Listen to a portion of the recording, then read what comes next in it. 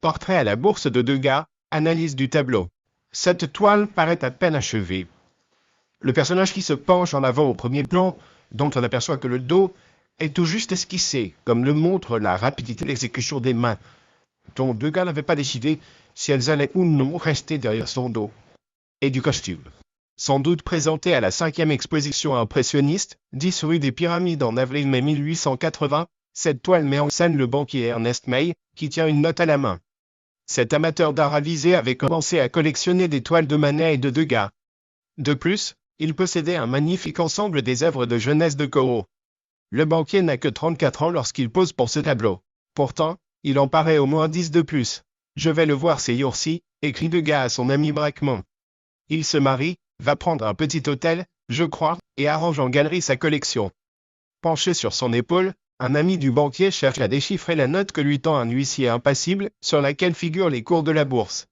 Ernest May et son ami occupent le centre de la toile, et ses chapeaux haute forme rapprochés suggèrent à la fois le pouvoir de la finance et l'appartenance à une classe aisée qui porte sur elle, bien visible, les signes de sa reconnaissance. Pour casser cette scène, y introduire une distance, Degas a pris soin de faire figurer à gauche à l'arrière-plan 2 personnages aux traits grossiers, coiffés d'un chapeau claque, qui font penser à des caricatures de Daumier. Cette toile est restée dans la collection d'Ernest May jusqu'en 1923, date à laquelle il l'a léguée au musée du Louvre. Degas croque des spéculateurs affairés sous le portique de la bourse. C'est un milieu qu'il connaît bien, puisqu'il est lui-même issu d'une famille bourgeoise liée à la haute finance. Degas avait des raisons de se méfier du monde de l'argent. Les affaires de son père avaient tellement périclité que lorsqu'il mourut, en 1874, le peintre se retrouva avec des dettes en guise d'héritage. Le décès de son oncle Achille n'arrangea rien, car ses biens furent mis en indivision jusqu'à la majorité d'une des héritières, la petite Lucie Degas. Les difficultés financières du peintre ne s'arrêtèrent pas là, il fut contraint de renflouer l'entreprise de son frère René à la Nouvelle-Orléans, ce qui l'obligea à déménager dans un logement plus modeste. On comprend donc qu'il porte un regard très ambigu sur les habitués du palais Brognard. L'œuvre, Degas a brossé 2 versions de cette scène, un pastel, plus petit, et cette huile, d'une composition un peu surprenante. Le personnage central, une note à la main, n'est autre qu'Ernest May, un riche financier, amateur d'art. Dès 1878, il commence à collectionner des toiles de Manet et d'autres impressionnistes, ainsi que des œuvres de jeunesse de Corot. Il domine d'autant plus la scène que les visages des autres personnages restent flous. Le personnage derrière May, vu en légère plongée, reste anonyme. L'huissier qui tend la note au financier est tout aussi impersonnel.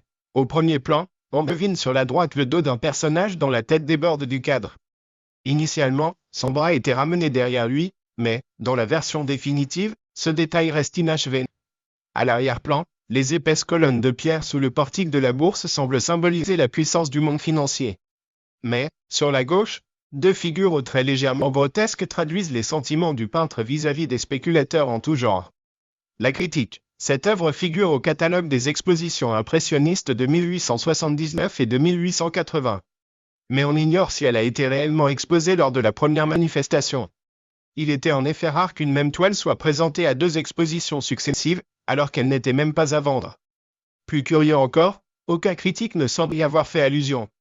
L'histoire. Le tableau a fait partie de la collection personnelle d'Ernest May, avant de faire l'objet d'une donation à l'État.